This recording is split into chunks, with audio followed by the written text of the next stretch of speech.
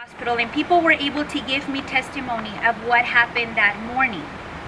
But most importantly, I don't know if it was luck or if I was lucky enough, but there was a video crew that actually videotaped my crash at the end, and I was able to make the 5 o'clock news that day.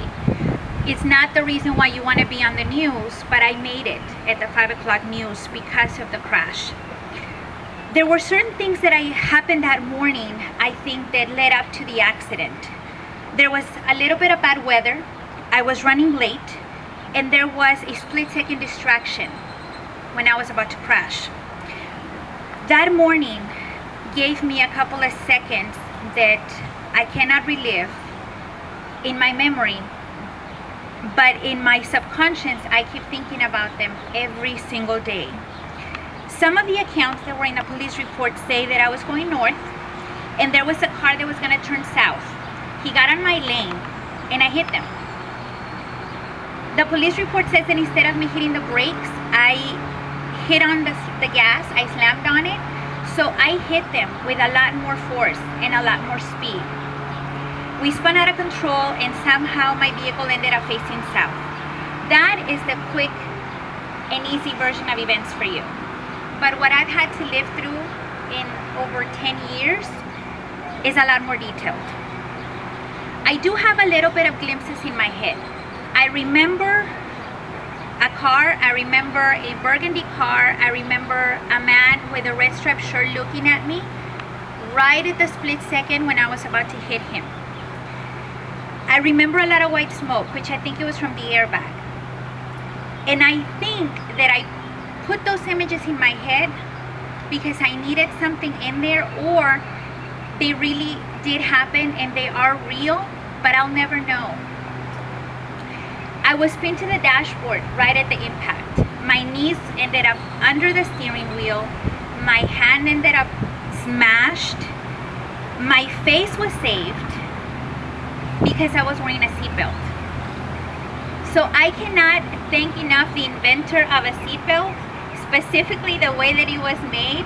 I'm not, Mr. Dark didn't have the experience, I guess, before, but mine was perfectly made that I was able to save my face. My nose will never look the same. It used to be a lot prettier. Now it's not. But I was saved. I made it through. A lot of years have passed, over 10 years. I still suffer a lot of the physical pains from it. I have bad knees. I have a permanent lower back numbness that I'm always going to suffer from. Joint pain. I've been able to train myself to be able to exercise through a lot of those permanent pains. But I'm alive, and that's what makes the difference. Sadly, the passengers in the other vehicle are not. Mr. and Mrs. Davis, the passengers in the other vehicle, were Winter Texans, and they were visiting the valley. A lot of times I think that they might have been going home because it was February, and that's when they usually go back. But I don't know. I do know one thing. That day, I decided to put on a seatbelt. And I do believe that that saved my life. My parents, when I was younger, since I can remember, would make us wear seatbelts in the car. It was because of fear, because they were going to get a ticket, or because they were trying to protect me. I don't know. But they always made us wear a seatbelt, whether we were in the front or whether we were in the back. So I grew up wearing a seatbelt. It was like turning on the ignition. So I can't remember me wearing the seatbelt that day, but I do know that I wore it because it was part of who I am. Mr. Davis, on the other hand, was the driver in the other vehicle, and he wasn't wearing his seatbelt. So he was thrown out of the car and he died right there by himself in the asphalt. Mrs. Davis made it on the way to the hospital, and then she died there. I had just finished an internship at a local TV station, so I worked in the newsroom, and it gave me a lot of footage of a lot of different accidents, but it's not the same when you're the one making the news. I took the time and I asked them to show me the footage. And I can remember the camera guys telling me not to look at it. I was 21. I'm sure they were trying to protect me, but I needed to put something in my head. So I saw the video. I had to. And I can remember vividly. Mr. Davis covered by a sheet. Mrs. Davis was being taken out of the car. She was still alive. She was being put into an ambulance. And for a lot of years, I used to think, I am looking at the last moments of her life. Getting into an ambulance, knowing that she wasn't going to make it to the hospital.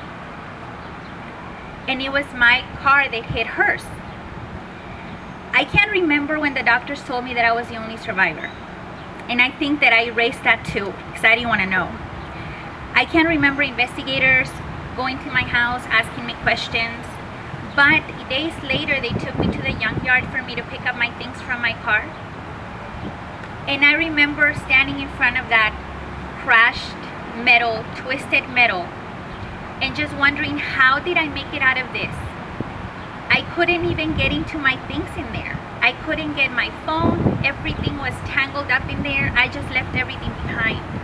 But I made it out. Standing in front of something like that allows you to realize that we are mortals, that we can die. In a split second, your life can be gone. I saved their obituary from the newspaper, and it took me a lot of months for me to actually read it. I couldn't do it. I hid it from my family for a long time.